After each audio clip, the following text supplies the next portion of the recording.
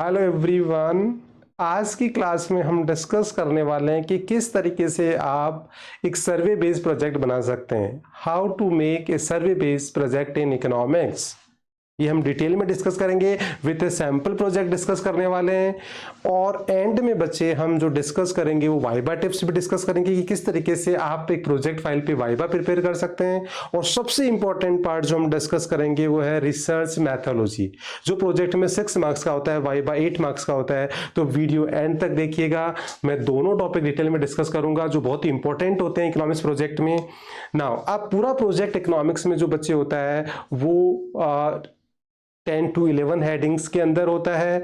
तो हम पूरा एक सैंपल प्रोजेक्ट के साथ डिटेल में डिस्कस करेंगे कि किस तरीके से आप पूरा project develop. And believe me, ये वीडियो आप एंड तक देखेंगे तो आप किसी भी टॉपिक पे इजीली सर्वे बेस्ड प्रोजेक्ट आराम से बना सकते हैं। तो देखिए, सबसे पहले इसमें जो 10 to 11 हेडिंग्स होती है तो हम डिटेल में डिस्कस करेंगे कि how to develop a cover page, then how to write a certificate page, acknowledgement, executive summary, index, introduction of statistics, introduction of topic.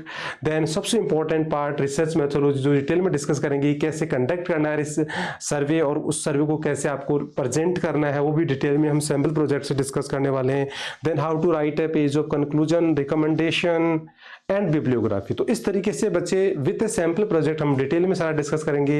And believe me, ये देखने के बाद आप किसी भी टॉपिक पे आराम से इजीली प्रोजेक्ट बना सकते हैं। तो देखिए, सबसे पहले हम डिस्कस करेंगे कि आप कवर पेज कैसे बनाएं।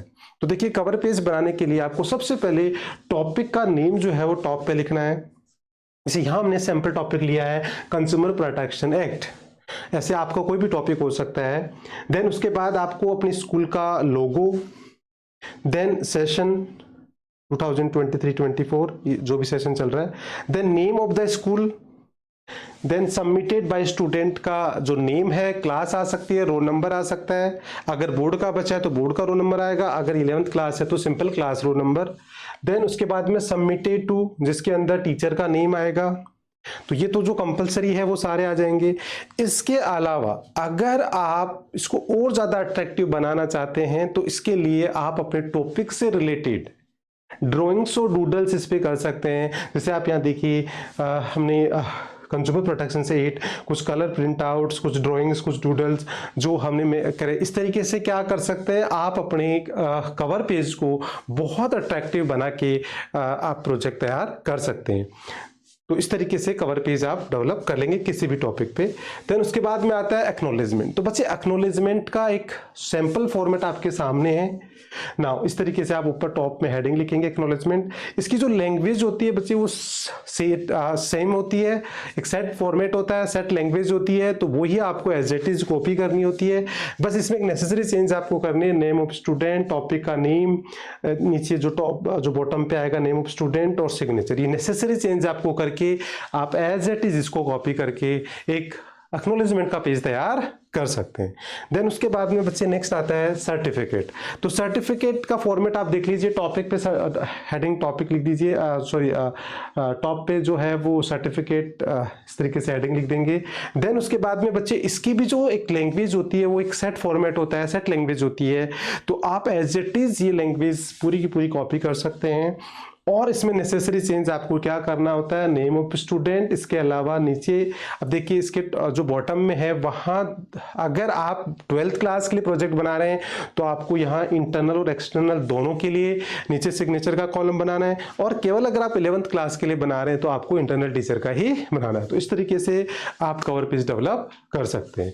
देन उसके बाद आता है executive summary. How to write executive summary. तो बच्चे, abstract executive summary by name is clear summary of the whole project. तो मेरा सजेशन आप लोगों को ये है कि जब आप एग्जीक्यूटिव समरी लिखें तो उसको 5 पैराग्राफ में डिवाइड कर लीजिए, ताकि लर्न करना भी इजी रहेगा और आपको लिखने में भी बहुत इजी रहेगा और ये आगे वाइवा में भी हेल्प करेगा। तो देखो, सबसे पहला पैराग्राफ आप लिखिए, ऑब्जेक्टिव ऑफ द टॉपिक और योर स्टडी, कि why did you choose this topic. तो आप टॉपिक को बता दो कि आपने टॉपिक क्यों सेलेक्ट किया, एक पैराग्राफ उसका लिख दीजिए। 1 paragraph related two steps involve in the project. जैसे मैंने कहा कि ये पूरा प्रोजेक्ट है वो 10 to 11 स्टेप्स में बनता है। जो मेजर हेडिंग्स होती है कि पहले कवर पेज, देन उसके बाद में सर्टिफिकेट एक्नॉलेजमेंट एंड देन तो वो सारा आप लिख सकते हैं। देन उसके बाद में 1 पैराग्राफ अबाउट योर सर्वे कि how to conduct survey, how to present, तो उसका 1 पैराग्राफ, आगे तो हम डिटेल में करते हैं तो 1 पैराग्राफ आपको लिखना है। 1 पैराग्राफ ऑफ योर कंक्लूजन, जो आगे पूरा 1 पेज हम देखेंगे किस तरीके से, उसमें से आपको 1 पैराग्राफ जिसको आपको हाईलाइट करना है वो यहाँ लिख सकते हैं। 1 पैराग्राफ ऑफ योर रिकमेंडेशन, जो आगे पूरा 1 पेज हम डिस्कस कर रहे हैं कैसे लिखेंगे, उसमें से एक जो स्पेस जो इंपॉर्टेंट आपकी जो रिकमेंडेशन है जिसको आप हाईलाइट करना चाहते हैं वो यहाँ लिख सकते हैं। तो इस तरीके से 5 पैराग्राफ में आप क्या कर सकते हैं, एग्जीक्यूटिव समरी लिख के आप उसको बहुत अच्छे से लिख सकते हैं, और वो एक्चुअली आपकी वाइवा में कैसे हेल्प करेगी ये मैं आपको एंड में बताऊंगा। तो इस तरीके से ये कर सकते हैं। देन आता है इंडेक्स। तो बच्चे इंडेक्स तो देखिए आप फॉर्मेट देख लीजिए। इंडेक्स इस तरीके से होता है, आपको सबको पता है कि इंडेक्स मतलब जो इंडिकेट करता है कि किस किस पेज पे क्या क्या आपने मेंशन किया है, तो बस वही आपके टॉपिक और उनके पेज नंबर आपको मेंशन करने होते हैं। देन उसके बाद फिर आपको क्या करना है, इंट्रोडक्शन ऑफ स्टैटिस्टिक्स। तो इंट्रोडक्शन ऑफ स्टैटिस्टिक्स हम क्यों लिखेंगे, इसका रीजन क्या है, बिकॉज जो हमारा प्रोजेक्ट है वो प्राइमरी डेटा पे बेस्ड होता है, तो हम एक लिंक क्रिएट करना चाहते हैं कि जो प्राइमरी डेटा होता है वो उसमें से हम एक पर्टिकुलर मेथड यूज करते हैं क्वेश्चनर, और जो प्राइमरी डेटा है वो स्टैट्स का पार्ट है, और व्हाट इज स्टैट्स, तो इसलिए हम उसके 4 पेज लिख सकते हैं। देखो 1 पेज आप लिख लीजिए meaning of statistics, 1 page of जो मेथड्स ऑफ डेटा है, types of data, primary data और सेकेंडरी डेटा, उसके बारे में लिख दीजिए। 1 पेज ऑफ जो प्राइमरी डेटा में जो आप क्वेश्चनर मेथड सेलेक्ट करेंगे तो उसके बारे में लिख दीजिए मीनिंग और उसके method, and 1 page of qualities of good questionnaire. तो इस तरीके से हमने कनेक्टिविटी क्रिएट कर दी कि जो सर्वे है वो किस तरीके से स्टैट से कनेक्टेड है और किस तरीके से हमें उसमें क्या क्या करना है। तो इस तरीके से 4 पेजेस आपको क्या करना है, स्टैटिस्टिक्स के इंट्रोडक्शन के लिखने हैं। इन्हें थोड़ा सा ज़्यादा लिख दिया है, आपको केवल 4 पेज लिखने जो मैंने आपको बता दिए हैं। तो इस तरीके से ये सारा आपका जो इंट्रोडक्शन ऑफ स्टैटिस्टिक्स है वो आपका पूरा का पूरा बुक में से ही लिखना है। तो इस तरीके से ये सारा आप लिख देंगे। क्वालिटीज ऑफ गुड क्वेश्चनर ये सब आपको बुक में दे रखी है ना। अब आता है बस बच्चे important part, introduction of your topic. अब इंट्रोडक्शन ऑफ टॉपिक के कितने पेज आपको लिखने हैं ये डिपेंड करता है, क्योंकि देखो आपका टोटल जो प्रोजेक्ट होता है वो बेसिकली मिनिमम 30 से 40 पेजेस के बीच में होता है। तो अगर आपका सर्वे बहुत बड़ा है तो आप इंट्रोडक्शन को थोड़ा कम कर दीजिए, सर्वे कम है तो आप इंट्रोडक्शन को बढ़ाइए। तो इंट्रोडक्शन को हमेशा फ्लेक्सिबल रखिए ताकि आप उसको एडजस्ट कर लें। तो इस तरीके से मिनिमम 5 to 6 पेजेस तो बन ही जाते हैं, बाकी डिपेंड करता है आपके सर्वे पे। हालांकि इन्होंने थोड़ा कम लिखा है, इन्होंने 3 to 4 पेजेस लिखे हैं। तो देखिए एक इंट्रोडक्शन का ये पेज लिख दिया, दूसरा ये थोड़ा सा विजिबल नहीं है, मैं तो आपको सैम्पल प्रोजेक्ट के हिसाब से बता रहा हूँ। तो इसमें बेसिकली उन्होंने कंज्यूमर जो राइट्स है वो बताए और उन्हीं के बारे में यहाँ लिखा हुआ है।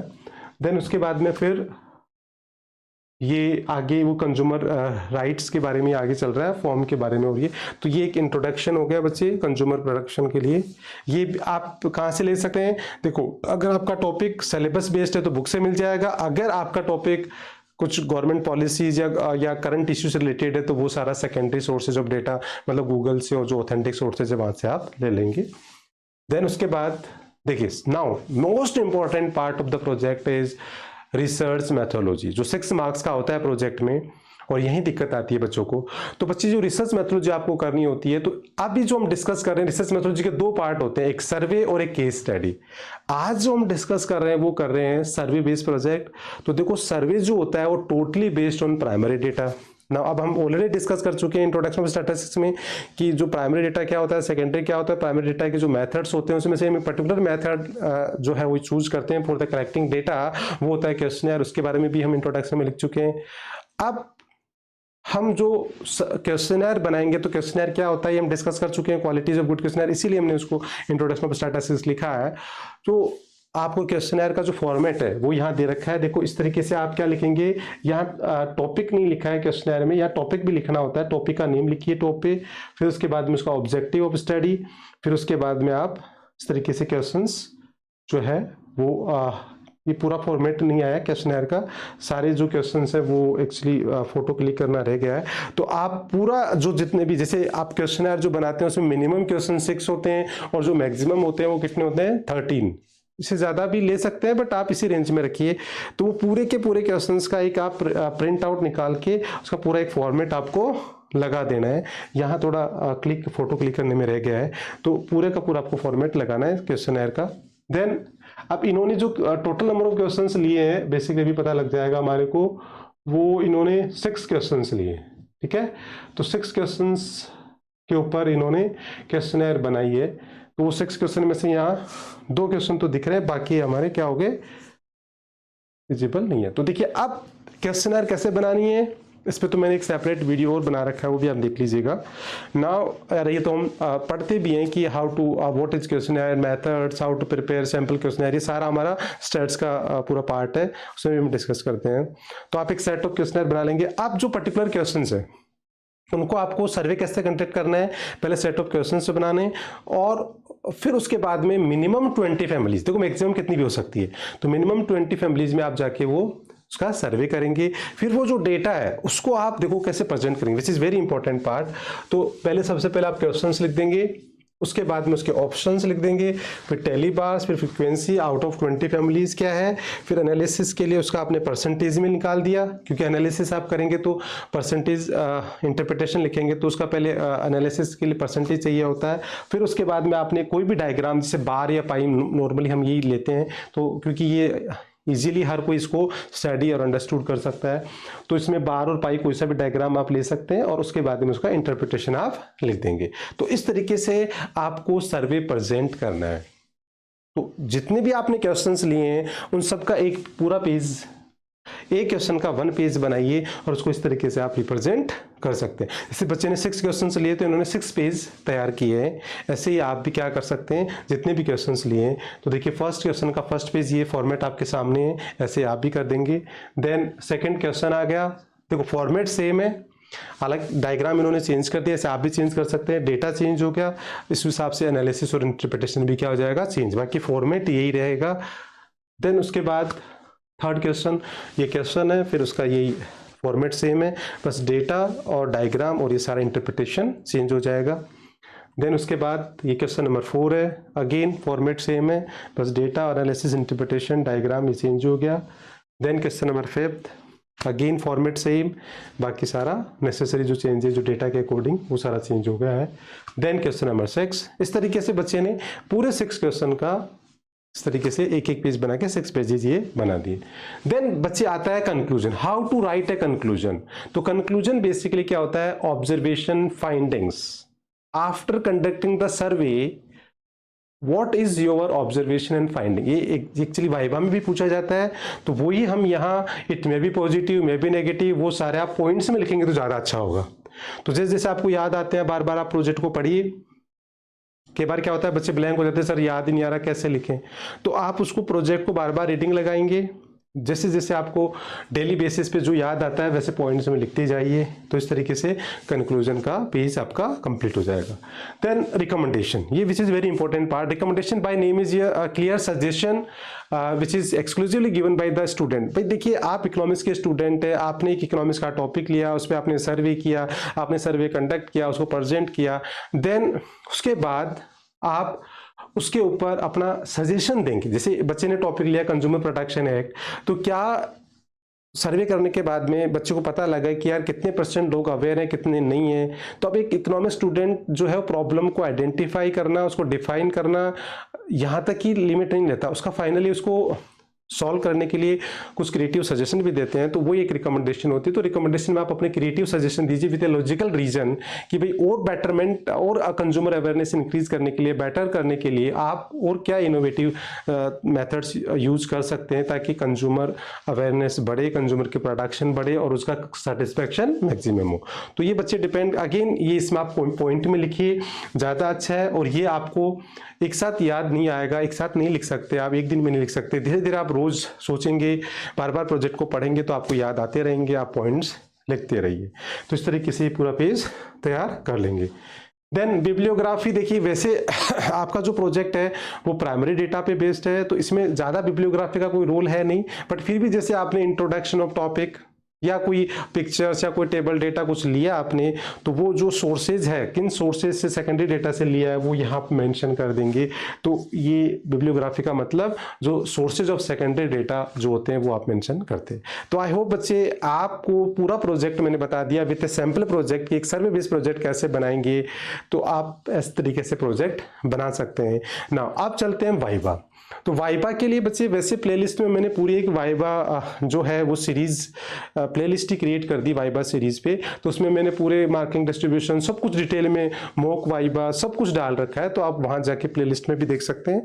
वैसे ब्रीफली अगर हम बात करें तो 20 मार्क्स का आपका प्रोजेक्ट होता है, 12 मार्क्स की फाइल होती है, उसमें से 8 मार्क्स का वाइवा होता है और 12 मार्क्स की फाइल, और फाइल भी आगे फर्दर क्लासिफाइड होती है। सब डिटेल में मैंने बता रखा है। अब वाइवा जो बेसिकली है वो सीबीएसई गाइडलाइंस के अकॉर्डिंग पूरा का पूरा किस पे बेस्ड होता है, आपके प्रोजेक्ट फाइल पे। तो जो भी प्रोजेक्ट फाइल में आपने इंक्लूड किया है, चाहे वो इंट्रोडक्शन, डेटा, कुछ भी व्हाटएवर, वो उसको थोरोली पढ़िए।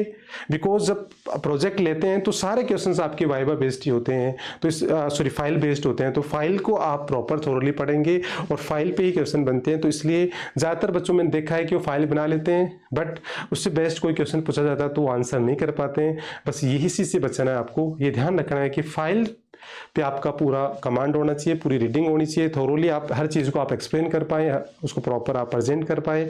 बस इससे ज़्यादा आपको कुछ करने की ज़रूरत नहीं। So that's all for today. Thank you so much बच्चे। अगर आपको ये वीडियो पसंद आया है और यूज़फुल लगा है तो डेफिनेटली आप इसको शेयर करिए, लाइक करिए और चैनल को सब्सक्राइब, क्योंकि मैं ऐसे वीडियो बनाता रहता हूँ। Thank you so much.